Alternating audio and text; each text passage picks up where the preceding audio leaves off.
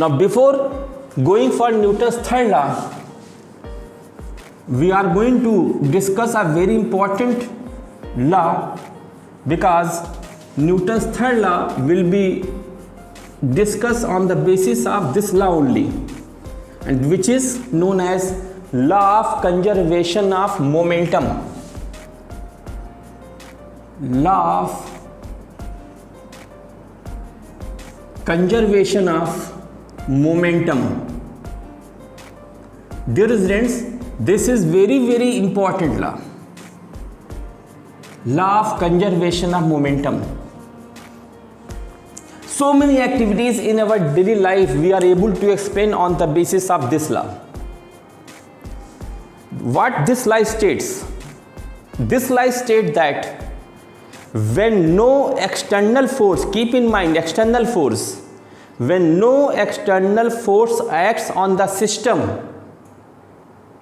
when no external force acts on the system or body, momentum of the body or momentum of system will be conserved always. When no external force act on system or body, total momentum will be conserved always. अगर body पे बाहर से कोई force नहीं लग रहा है, अगर सिस्टम पे बाहर से कोई फोर्स नहीं लग रहा है, तो मोमेंटम हमेशा कंजर्व रहेगा, ना इंक्रीज करेगा ना डिक्रीज करेगा, जितना था उतना ही रहेगा। ये है इस कंजर्वेशन ऑफ मोमेंटम का मतलब। ये बड़ा इंपॉर्टेंट और बड़ा इंटरेस्टिंग लॉ है dear students, try to focus here. जब बॉडी पर कोई फोर्स बाहर से नहीं लग रहा है, जब सिस्टम पे बाहर से कोई फोर्स नहीं लग रहा है, हमेशा सिस्टम का मोमेंटम या बॉडी का मोमेंटम कंजर्व रहेगा। First we are going to see proof of it, then we will see where we apply it. Proof. According to Newton's second law, F is equal to final momentum minus initial momentum upon time. Change in momentum per unit time is called force. If F is 0, अगर body पे force नहीं लग रहा है, implies that Pf minus Pi by T is equal to 0, implies that Pf minus Pi is equal to 0, implies that Pf is equal to Pi. अगर system पे कोई force बाहर से नहीं लग रहा है, तो जितना सिस्टम का मोमेंटम पहले था उतना ही सिस्टम का मोमेंटम बाद में होगा, में सिस्टम का मोमेंटम चेंज नहीं होगा, में सिस्टम का मोमेंटम कंजर्व होगा। This is the proof of Newton second law, which is very important in our daily life. So what is Newton conservation of momentum principal?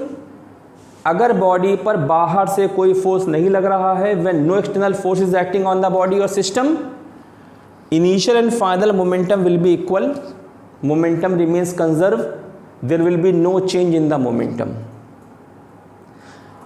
How we apply this law in our daily life? We have so many activities. You have seen that when we fire the bullet from the gun, immediately gun moves backward. When we fire the bullet from the gun, immediately gun moves backward. On firing bullet from gun, gun moves backward. It is the application of conservation of momentum. Number 2, when we jump out from boat, it moves backward. अगर आप boat पर बैठे हों और जैसे ही boat से आप बाहर जंप करते हैं बोट पीछे भागती है। Number 3, when balloon filled with air is released, if its mouth is open,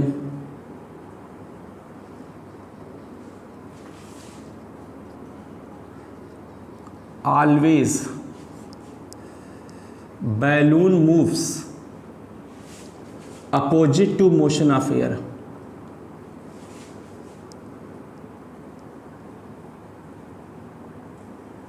अगर बैलून में एयर भर दें और उसके माउथ को ओपन कर दे तो जैसे माउथ को ओपन करेंगे जिधर एयर भागेगी उसके अपोजिट बैलून भागेगा। Number next, rocket launching.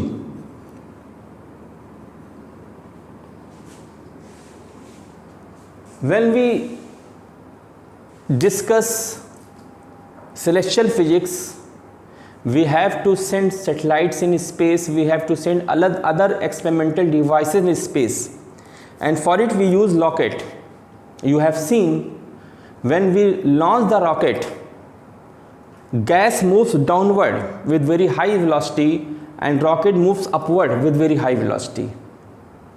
If gas is not able to move downward, rocket will be not able to move upward. This is also the application of conservation of momentum. Except this, so many other activities related with daily life we explain on the basis of law of conservation of momentum. You open that book and read it. If don't have book, you can see from Google also.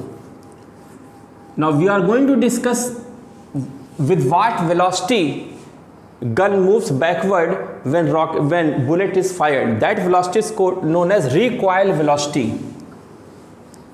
किस velocity से gun पीछे भागती है जब bullet को fire करते हैं, उस वेलोसिटी को हम कहते हैं recoil velocity. The velocity by which gun moves backward when bullet is fired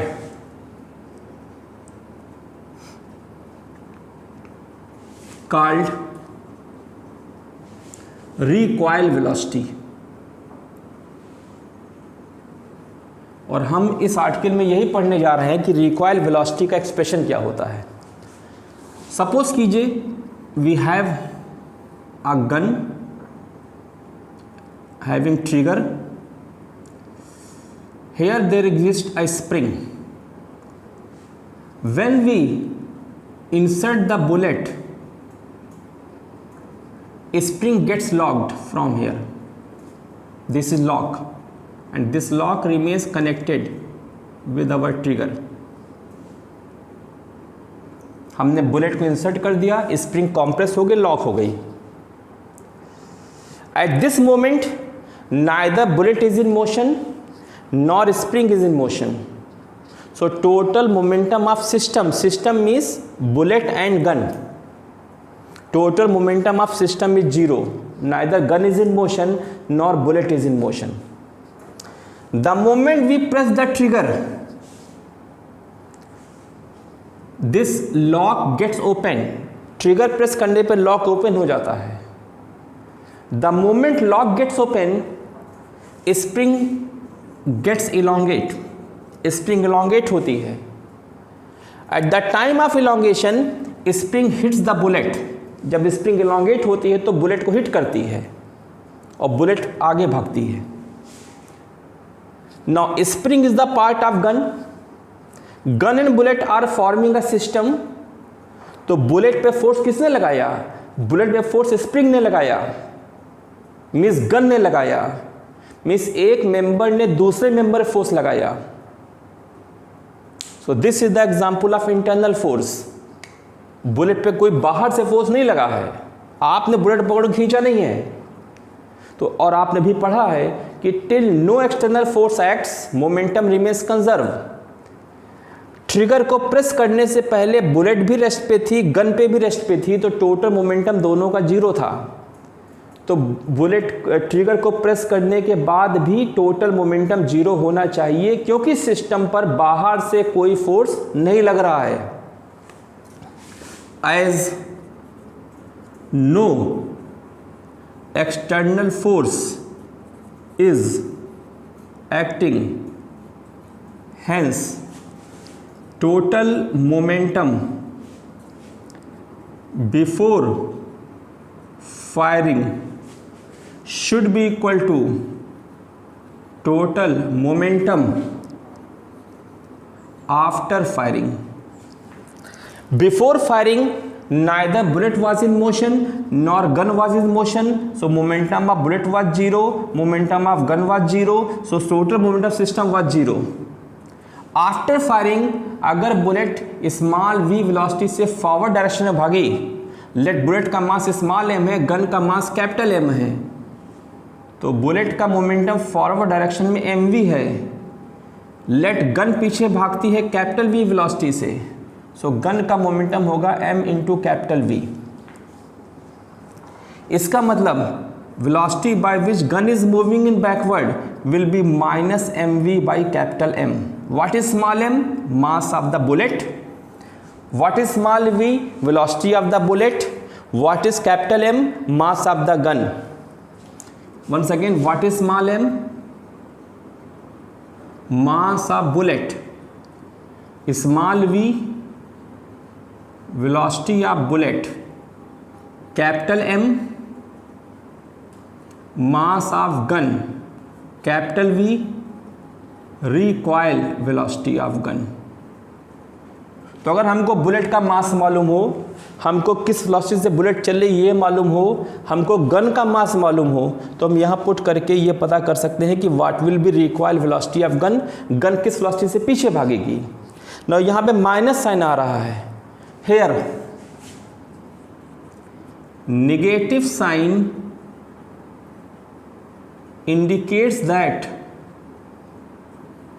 bullet and gun move opposite to each other. Negative sign ये शो कर रहा है कि बुलेट और गन दोनों एक दूसरे के जस्ट अपोजिट डायरेक्शन में चलेंगे। इस तरह से हम पता कर सकते हैं कि जब भी बुलेट को फायर किया जाता है, गन किस वेलोसिटी से पीछे भागती है। Dear students, here again the concept of external and internal force is applied. Make it clear, spring ने बुलेट पे जो फोर्स लगाया ये इंटरनल फोर्स है, इसलिए हम ये कह सकते हैं सिस्टम पे बाहर से कोई फोर्स नहीं लग रहा है। That is why we are in position to apply conservation of momentum, क्योंकि कंजर्वेशन मोमेंटम जरूरी है। When no external force act, then momentum remains conserved, means initial and final momentum will be equal. So see this article, think about it, and then open the reference book to go for other articles related with this topic. Now next is Newton's third law, that is law of action reaction. Very simple law it is. You have studied this law in junior class also. For every action there exists equal and opposite reaction.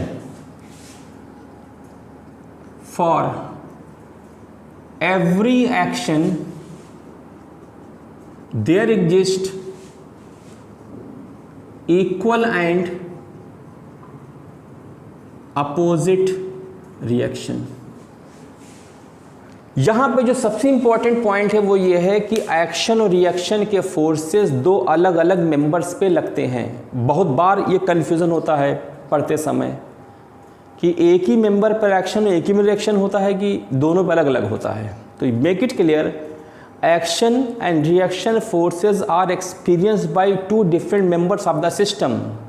Suppose I and you are forming a system and I exerting force on you, that will be action force, जो हमने आप पे exert किया। आपने जो हम पे exert किया that will be reaction force। तो एक्शन का फोर्स आपने एक्सपीरियंस किया, रिएक्शन का फोर्स हमने एक्सपीरियंस किया। आप दौड़ते हुए गए, वॉल से टकराए, आपने वॉल पे फोर्स एक्सर्ट किया, that is action force which is exerted by you on the wall. Same force wall ने आप पे लगाया, that is the reaction force exerted by wall on you.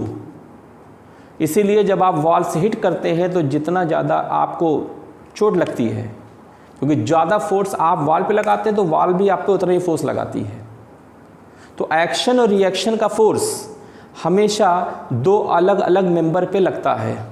अगर हम बुलेट और गन की प्रॉब्लम पर थिंक करें, एक्शन का फोर्स स्प्रिंग ने लगाया बुलेट पर फॉरवर्ड डायरेक्शन में, बुलेट ने स्प्रिंग पर मींस गन पर रिएक्शन का फोर्स लगाया बैकवर्ड डायरेक्शन में। क्योंकि अगर हम इस पर्टिकुलर आर्टिकल को इनर्शिया कॉन्सेप्ट से सोचें, बुलेट भी मोशन में आई, बुलेट पे भी फोर्स लगा, गन भी मोशन में आई, गन पे भी फोर्स लगा।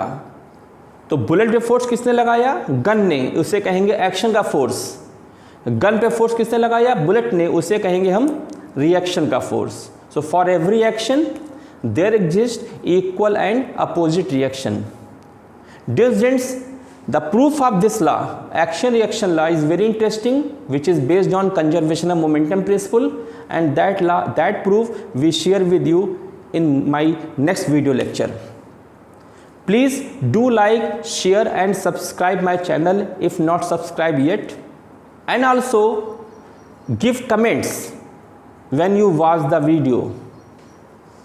आपके कमेंट्स हमारे लिए एनर्जी बूस्टर की तरह से काम करते हैं।